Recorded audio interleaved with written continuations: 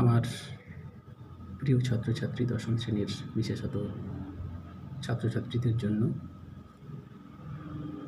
তোমাদের সাথে এক অভূতপূর্ব পরিস্থিতিতে আমাদের বিচ্ছিন্ন থাকা এক কঠিন পরিস্থিতি। তোমরা সবাই নিশ্চয়ই ভালো আছো এবং পড়াশোনা চালিয়ে যাচ্ছ। আমাদের দুর্ভাগ্য যে তোমাদের পাশে থাকতে পারছি না। তবুও স্কুলের ব্যবস্থাপনা যতটুকু চেষ্টা করা হচ্ছে সেটা তোমরা যদি মনে করো নিতে পারো। আমি আজকে আলোচনা করব আমাদের দশম শ্রেণীর আয় আরও বেঁধে বেঁধে থাকি কবিতাটি। লিখেছেন শঙ্খ ঘোষ। আসলে তার প্রকৃত নাম চিত্তপ্রিয় ঘোষ। জন্ম বরিশাল চাঁদপুর, যদিও পূর্ব বাংলায়, কিন্তু জন্মেছিলেন তিনি 5ই ফেব্রুয়ারি 1932 অবিভক্ত বাংলায়। বাবার নাম মনীন্দ্র কুমার। যাদবপুর বিশ্ববিদ্যালয়ের প্রায় 26 বছর অধ্যাপনা করে অবসর নিয়েছেন। এখনও তিনি তার কবিতা, উপন্যাস, প্রবন্ধ এসব নিয়ে আমাদের মধ্যে আছেন। মূর্খ বড় সামাজিক নয় এই কাব্যগ্রন্থ 1977 প্রকাশিত হয়েছে। এর জন্য তিনি পেয়েছেন নরসিংহ দাস পুরস্কার। বাবরের প্রার্থনা কাব্যগ্রন্থ পেয়েছেন সাহিত্য একাডেমি পুরস্কার। ধুম লেগেছে হৃৎকমলে কাব্যগ্রন্থ 1989 পেয়েছেন রবীন্দ্র পুরস্কার। গন্ধর্ব কবিতা গুচ্ছের জন্য পেয়েছেন সরস্বতী পুরস্কার। 1999 বিশ্বভারতী তাকে দেশিকোত্তম পুরস্কার দিলেন এবং 2011-তে ভারত সরকার দিলেন পদ্মভূষণ। কিছু উপন্যাস আছে, যেমন একটা ধরো সকালবেলার আলো, একটা ধরো সুপুজীবনের শাড়ি। কিছু প্রবন্ধ আছে, বিখ্যাত প্রবন্ধ ছন্দের বারান্দা, কবিতা লেখা ও পড়া, কবির অভিপ্রায়, রবীন্দ্রনাথকে নিয়ে বিখ্যাত প্রবন্ধ গ্রন্থ কালের মাত্রা রবীন্দ্র নাটক অথবা ওকাম্পর রবীন্দ্রনাথ, এগুলো তার বিখ্যাত বই। আমরা যে কবিতাটি পড়ব তার মূল কাব্যগ্রন্থ হচ্ছে জলই পাষাণ হয়ে আছে। আবার বলি, জলই পাষাণ হয়ে আছে। লিখেছেন 2001 থেকে 3-এর মধ্যে, প্রকাশিত হয়েছে 2004। আমাদের বিশেষত এই সময়ের, বর্তমান সময়ের প্রেক্ষিতে কবিতাটি ভীষণ ভীষণ গুরুত্বপূর্ণ আমাদের কাছে, আমাদের ব্যবহারিক জীবনে। কবি একটা বিশেষ সময়ের, একটা ক্রান্তিকালের ছবি এই কবিতায় তুলে ধরেছে। বর্তমান সময়ের যে সঙ্গহীন ও বিপর্যস্ত মানবতা এবং যুগযন্ত্রণা দুটোরই অভিব্যক্তি প্রকাশিত হয়েছে আমাদের এই আয় আরও বেঁধে বেঁধে থাকি কবিতায়। আধুনিক মানুষ অসহায় এবং বিপন্ন। যুদ্ধ, দাঙ্গা, মহামারী, দুর্ঘটনা, সন্ত্রাস, হানাহানি, এগুলোর পাকে চক্রে সম্পূর্ণ নিঃসঙ্গ, একেবারে কোণঠাসা, একেবারে বিপর্যস্ত। কবিতার মধ্যে সেই সময় এবং সমাজের একেবারে নৃশংস কানাগুলি থেকে পরিত্রাণের পথ খুঁজেছেন কবি। কবিতাটা শুরু করি। আমাদের ডান পাশে ধস, আমাদের বাঁয়ে গিরিখাত। ভাবো তো, ডান দিক বাম দিক, সামনে পেছন, আমাদের যেতে আসতে হবে। তো যদি আমরা মুভমেন্ট করি, আমরা যদি এগোই পিছোই, এদিকে যাই ওদিকে যাই, ডাইনে যাই বাঁয়ে যাই, একটা সময়কে ধরতে চেয়েছেন। বলছেন ডান দিকে ধস গিরিখাত, বাম দিকে গিরিখাত, দুটো শব্দ, ধস গিরিখাত। একটা বিপজ্জনক ভয়াবহতায় আধুনিক জীবন যে দোদুল্যমান, সেটাই এখানে ব্যক্ত হয়েছে। দেখো, তারপরে দেখবে, কবিতাটা দেখে নেবে, পড়ে নেবে। আমাদের মাথায় বোমারু, পায়ে পায়ে হিমানির বাঁধ।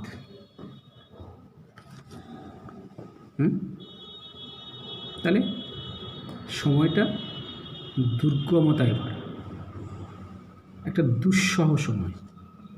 সেই ইশারা, আমাদের পথ নেই কোনো, আমাদের ঘর গেছে উড়ে, চতুর্থ পঞ্চম পংক্তিতে। অস্তিত্বের সংকট, বিপন্ন মানুষ, দিশেহারা, আশ্রয়হীন। ঠিক তারপরেই আছে আমাদের শিশুদের সব ছড়ানো রয়েছে কাছে দূরে। শিশুকে ভাবি প্রজন্ম, শিশুকে আমাদের ভবিষ্যৎ, তারাই তো নতুন পৃথিবীর জন্ম দেবে, তারাই তো ভাবি নাগরিক। সেই শিশু বা সন্তানের মৃত্যু আমাদের কাছে আকাঙ্ক্ষিত নয়, আমাদেরকে বিড়ম্বিত করে। তাহলে শিশুর মৃত্যু বা নিজের ভবিষ্যৎ যদি আমরা এভাবে গুঁড়িয়ে যেতে দেখি, ভয় হবে, আশঙ্কা জন্মাবে যে আমরা, আমাদের মানব অস্তিত্ব একদিন নিশ্চিহ্ন হয়ে যাবে। মৃত্যুময় অস্থিরতায় মানব জীবন একটা চরম সংকটে। বলছিলাম একটু আগে তোমাদের যে আমাদের বর্তমান সময় সেরকম একটা পরিস্থিতির শিকার আমরা হয়েছি। মৃত্যুর কবলে বেঁচে থাকার মধ্যে কবিতাই সমাজবদ্ধ হতে বলেছেন। সমাজবদ্ধ হওয়ার আত্মিক কামনা তার কবিতায় ফুটে উঠেছে। আসলে আমরা বেশিরভাগ মানুষই তো প্রতিবাদ করি না, প্রতিবাদ করতে জানি না, প্রতিবাদ করতে ভয় পাই, সব কিছু মানিয়ে নিই। এই আপোষকামী, এই যে ক্লীব মানুষ, তাবুত্তাভীন মানুষ, আমরা নিছক দর্শক মাত্র। মৃতের মতো অসাড় আমাদের এই বেঁচে থাকার দোষে, বিখ্যাত কবির উক্তি জীবনানন্দের ভাষায়, বেঁচে থাকার দোষে বেঁচে থাকাকে কবি ব্যঙ্গ করেছেন কবিতায়, বিদ্রূপ করেছেন কবিতা। বিচ্ছিন্নতার মাঝেও কবি বলেন, এই দুঃসময়ের মাঝে তিনি বলেন আমাদের পথ নেই আর। দেখো কবিতার মধ্যে আমাদের পথ নেই আর, আয় আরও বেঁধে বেঁধে থাকি।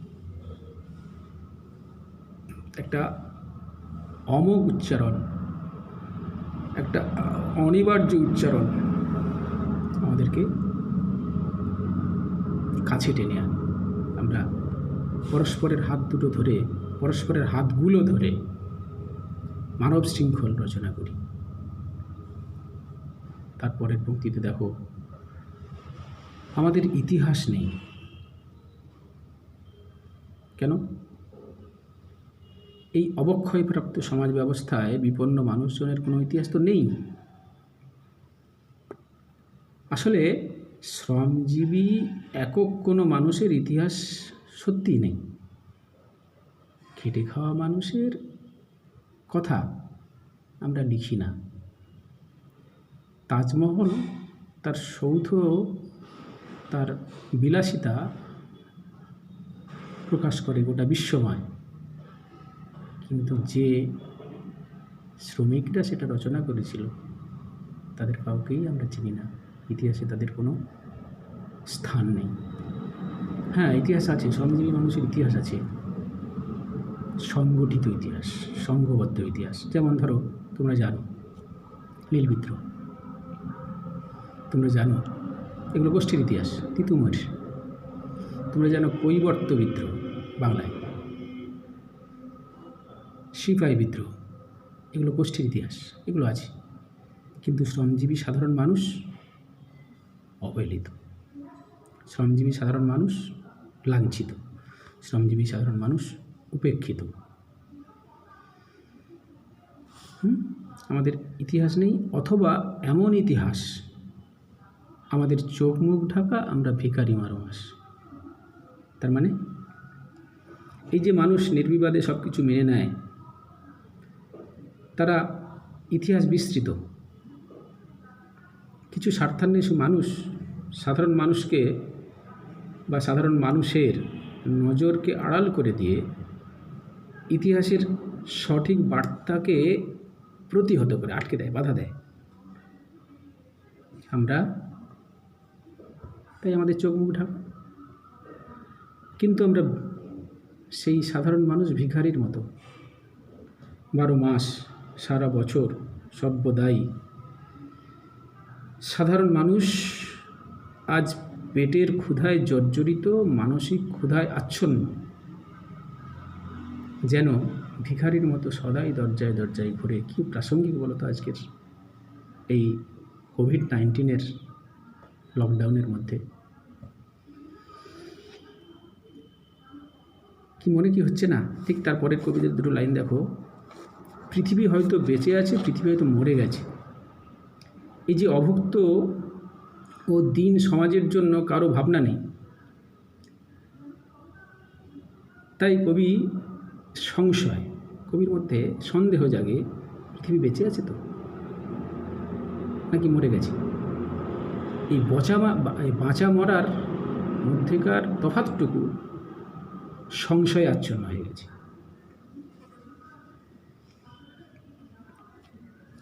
এরপরের,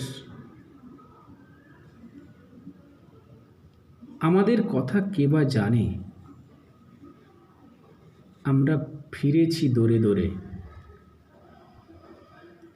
হ্যাঁ, সত্যি আমরা অবহেলিত, একটু আগে বললাম, অবহেলিত, লাঞ্ছিত, উপেক্ষিত। কেউ আমাদের ইতিহাস রচনা করে না। কিছুই কোথাও যদি নেই, তারপরে চলে আসি, কিছুই কোথাও যদি নেই, তবু তো কজন আছি বাকি। ঠিক, অবক্ষয়, অশুভ শক্তি এগুলো বৃদ্ধি পাচ্ছে, কিন্তু কবি আশা হারাতে চান না। যারা সামাজিক রাজনৈতিক প্রতিকূলতার মধ্যে টিকে থাকবে, কবি আশা করেন যে তারাই সুষ্ঠু সমাজ গড়ে তুলবে। তাহলে এই একটা সংশয়ের থেকে একটা আশাবাদ ধ্বনিত হচ্ছে কবিতার শেষ পর্বে এসে। অবক্ষয়কে মুখ বুজে সহ্য না করে ভাগ্যের হাতে ভবিষ্যতের ভারকে ছেড়ে না দিয়ে কী করেছেন কবি? ঘুরে দাঁড়াতে বলেছেন। কিন্তু সে লড়াই একার নয়। এই যে আমরা আরও বেঁধে বেঁধে থাকি, অর্থাৎ পরস্পরকে ধরে থাকি, আঁকড়ে বাঁচি, বুঝলে? এই যে বললাম যে এই লড়াই একার নয়, যে কজন আমরা আছি সংবেদনশীল অবশিষ্ট মানুষ, তাদের সঙ্গী করে আত্মপ্রত্যয়ী কবি তার মর্মস্পর্শী আন্তরিকতার উচ্চারণে বলেন, আয় আরও বেঁধে বেঁধে থাকি। এখানেই কবিতাটির চিরন্তনতা প্রকাশ পেয়েছে, ধ্বনিত হয়েছে। দেখো, তিনি তো কোভিড-19 দেখে লেখেন, 2004 প্রকাশিত হয়েছে কবিতাটি। কিন্তু এই বর্তমান পরিস্থিতিতে আমরা এটাকে মেলাতে চাই এই সময়ের সাথে। তিনি হয়তো একটা বিশেষ সময়কে উচ্চারণ করতে চেয়েছিলেন আমাদের পারিপার্শ্বিক অবস্থার তৎকালীন সময়কে, কিন্তু কবিতাটি উত্তরিত হয়ে যায় সেই চিরন্তনতার স্তরে। কি বলছেন? আয় আরও বেঁধে বেঁধে থাকে। এখানেই কবিতাটির বা কবি তিনি জয়ী। তিনি বলছেন আমরা একা একা তো কিছু করতে পারি না, আমাদের সংঘবদ্ধভাবে লড়তে হবে, বেঁধে বেঁধে থাকতে হবে। যে একাকী সেই তো সামান্য, একমাত্র ঐক্যমন্ত্রেই নিহিত আছে বেঁচে থাকার ও মানবতার অক্ষয় পরমায়। মানুষের সাহচর্যেই সমস্ত বিপদ এবং বিচ্ছিন্নতার অন্ধকার চিরে উত্তরণের স্বপ্ন দেখিয়েছেন কবি তার এই কবিতাটিতে। এভাবেই কবিতাটির নামকরণও সার্থক হয়েছে। তোমরা 3-4টে প্রশ্ন লিখে নাও। ধরো এই লাইনটা থেকে যদি প্রশ্ন করি, আমাদের কথা কে বা জানে? আমাদের কথা কে বা জানে? আমাদের কথা কে বা জানে? আমাদের কথা কে বা জানে? আমরা কারা?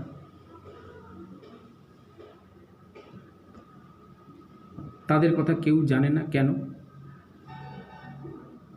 তাদের কথা কেউ জানে না কেন? 1+2 3 নম্বরে একটা প্রশ্ন লিখতে করতেই পারি। আবার একটা প্রশ্ন দেখো, তবু তো কজন আছি বাকি। তবু তো কজন আছি বাকি। উদ্ধৃতিটির মধ্য দিয়ে কবি কি বোঝাতে চেয়েছে?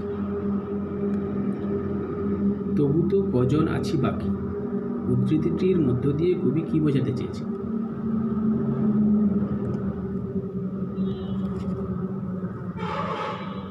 পরের প্রশ্ন, আয় আরও বেঁধে বেঁধে থাকি কবিতায়।